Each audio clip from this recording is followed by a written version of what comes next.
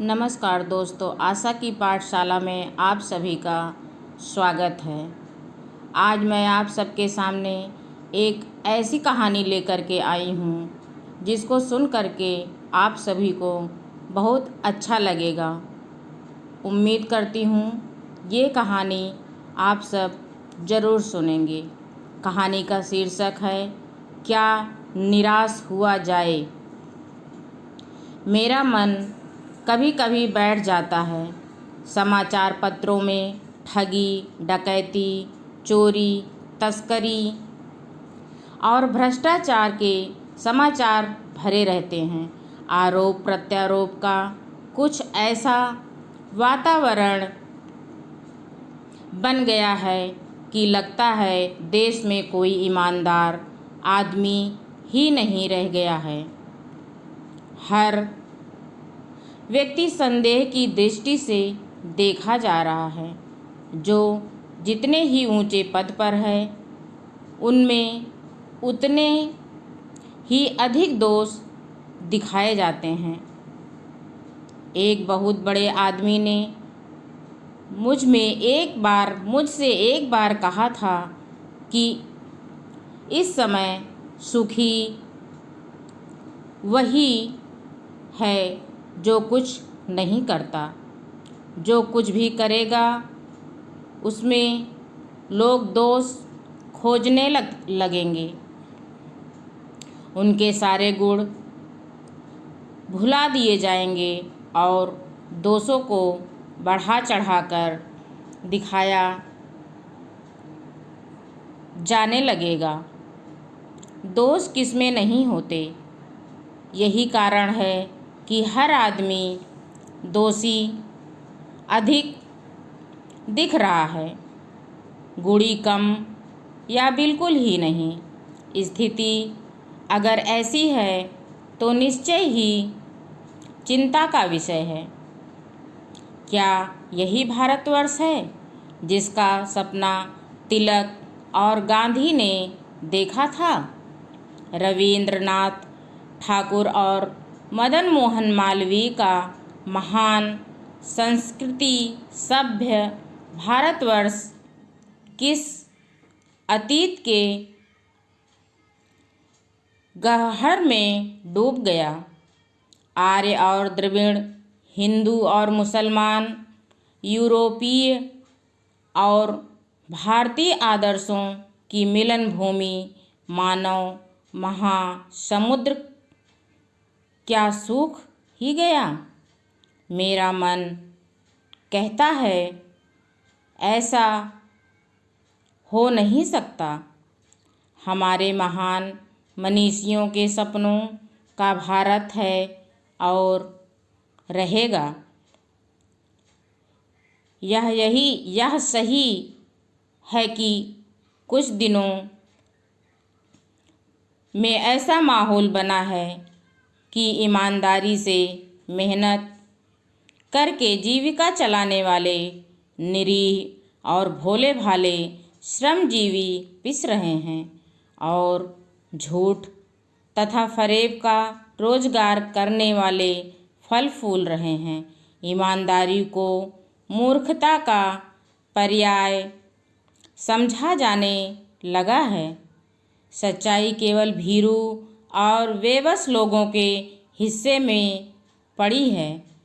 ऐसी स्थिति में जीवन के महान मूल्यों के बारे में लोगों की आस्था ही हिलने लगी है।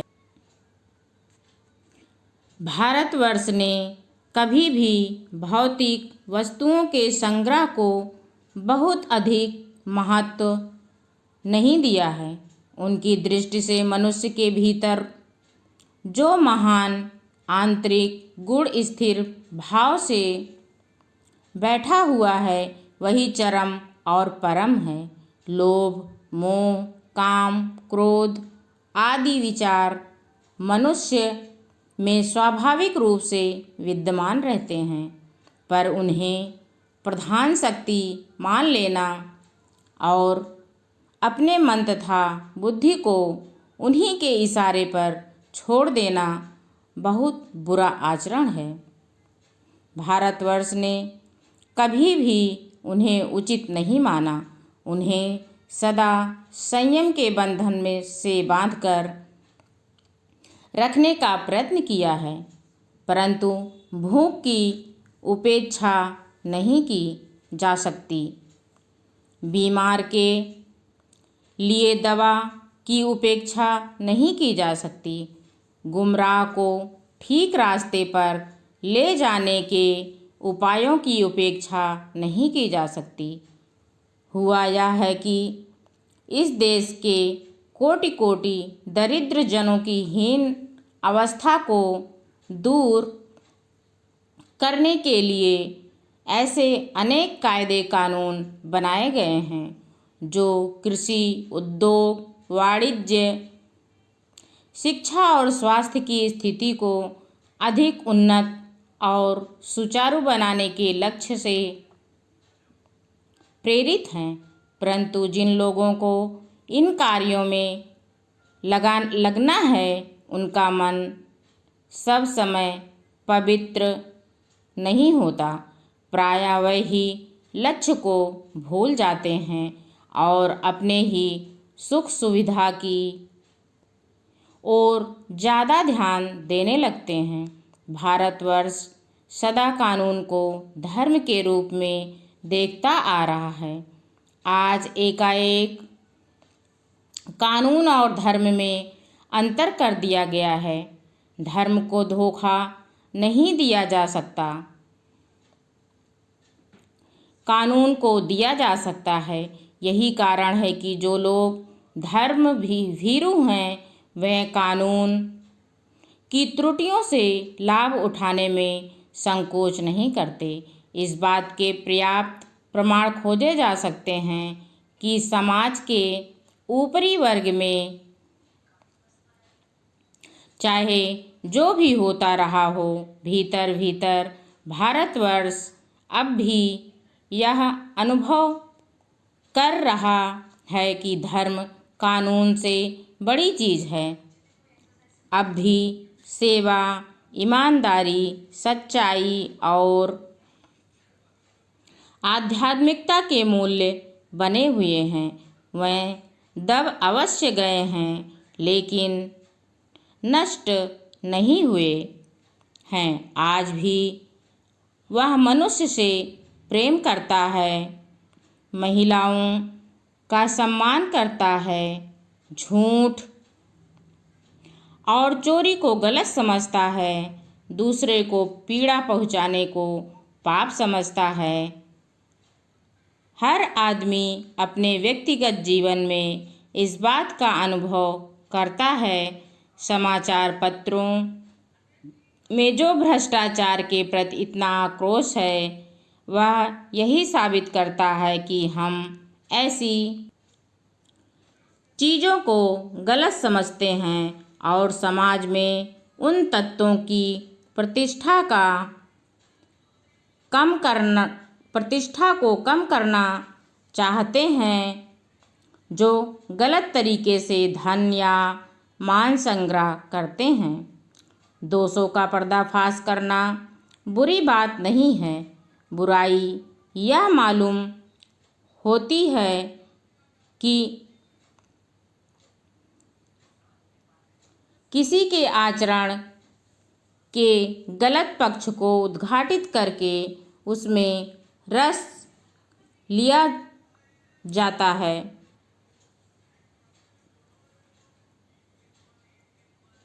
और दोषोद्घाटन को एकमात्र कर्तव्य मान लिया जाता है।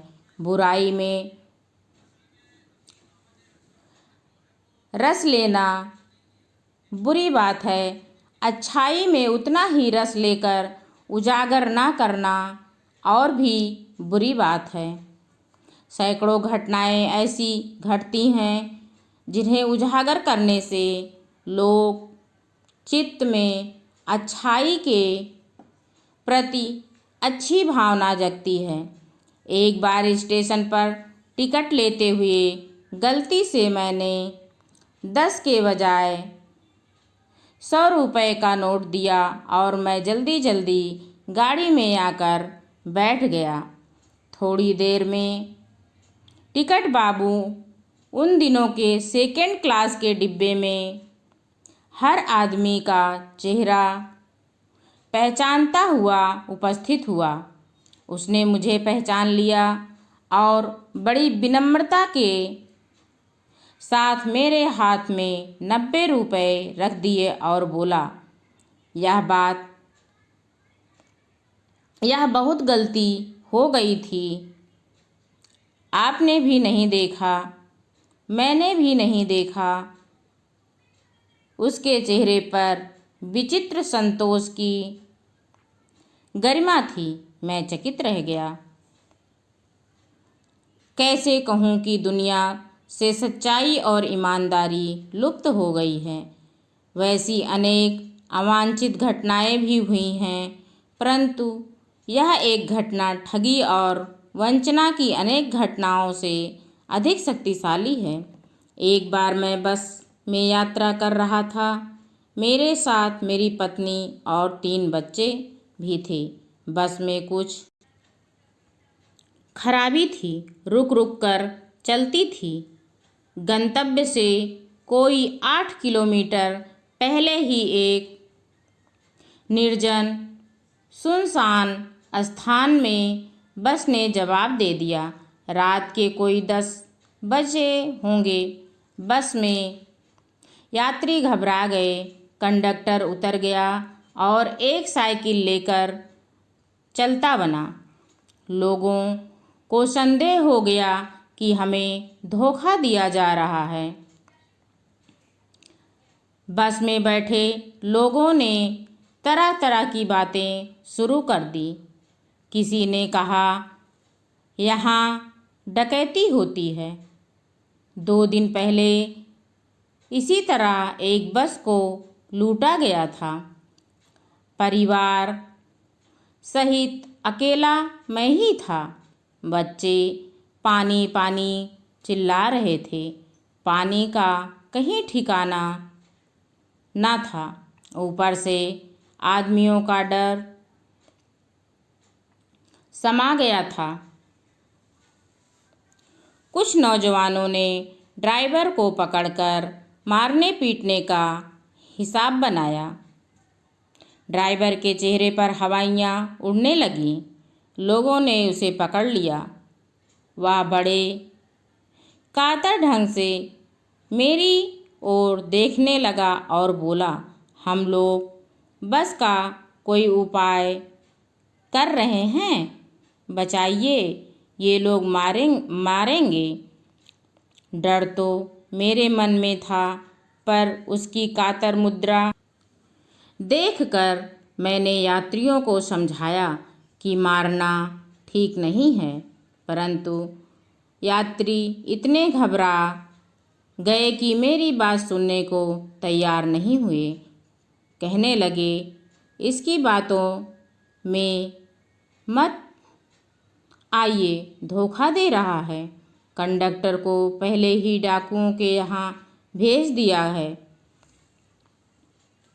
मैं भी बहुत भयभीत था, पर ड्राइवर को किसी तरह मार पीट से बचाया। 1.5-2 घंटे बीत गए। मेरे बच्चे भोजन और पानी के लिए व्याकुल थे। मेरी और पत्नी की हालत बुरी थी। लोगों ने ड्राइवर को मारा तो नहीं, पर उसे बस से उतार कर एक जगह घेर कर रखा था। कोई भी दुर्घटना होती है तो पहले ड्राइवर को समाप्त कर देना उन्हें उचित जान पड़ा। मेरे गिड़गिड़ाने का कोई विशेष असर नहीं पड़ा। इसी समय क्या देखता हूँ कि एक खाली बस चली आ रही है और उस पर हमारा बस कंडक्टर भी बैठा हुआ है। उसने आते ही कहा, अड्डे से नई बस लाया हूँ, इस बस पर बैठिए। वह बस चलाने लायक नहीं है। फिर मेरे पास एक लोटे में पानी और थोड़ा दूध लेकर आया और बोला, पंडित जी, बच्चों का रोना मुझसे देखा नहीं गया। वही दूध मिल गया, थोड़ा लेता आया। यात्रियों में फिर जान आई। सब ने उसे धन्यवाद दिया, ड्राइवर से माफ़ी मांगी और 12 बजे से पहले ही सब लोग बस अड्डे पहुंच गए। कैसे कहूँ कि मनुष्यता एकदम समाप्त हो गई। कैसे कहूँ कि लोगों में दया माया रह ही नहीं गई। जीवन में जाने कितनी ऐसी घटनाएं हुई हैं जिन्हें मैं भूल नहीं सकता। ठगा भी गया हूँ, धोखा भी खाया हूँ, परंतु बहुत कम स्थलों पर विश्वासघात नाम की चीज़ मिलती है।